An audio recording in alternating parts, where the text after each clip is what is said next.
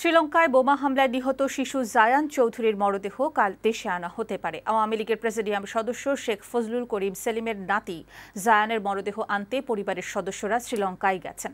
বিস্ফোরণে আহত তার জামাতা কলম্বোর একটি হাসপাতালে চিকিৎসাধীন রয়েছেন। এদিকে এই ঘটনায় শেখ সেলিমের পরিবারে এখন শোকাবহ পরিবেশ। তার বাড়িতে ভিড় করছেন আওয়ামী লীগের নেতাকর্মীরা। আশিক মাহমুদের প্রতিবেদনে বিস্তারিত দেখুন। ৮ বছরের ছোট্ট শিশু জায়ান রাজধানীর সানবিম ইন্টারন্যাশনাল স্কুলে দ্বিতীয় শ্রেণীর শিক্ষার্থী। স্কুল ছুটি, তাই মা বাবার সাথে ঘুরতে গিয়েছিল শ্রীলঙ্কা। কে জানতো এই যাত্রাই শেষ যাত্রা হবে। রোববার শ্রীলঙ্কার রাজধানী কলম্বোতে ভয়াবহ সিরিজ বোমা হামলায় তাদের হোটেলও আক্রান্ত হয়। সেই বিস্ফোরণ কেড়ে নেয় জায়ানের প্রাণ।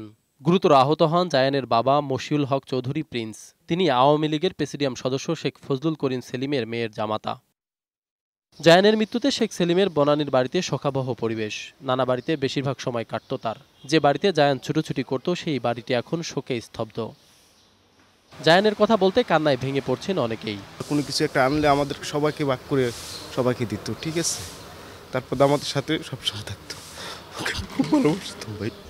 সারাক্ষণই খেলাধুলা এবং লেখাপড়ার প্রতি ছিল এবং আমাদের সবার সাথেই এই জায়গায় যেসব স্টাফ বা আমরা যারা গোপালগঞ্জে আসি সবার সাথেই একটা খুব সদাহৃদয় আলাপ ছিল, হাসতো।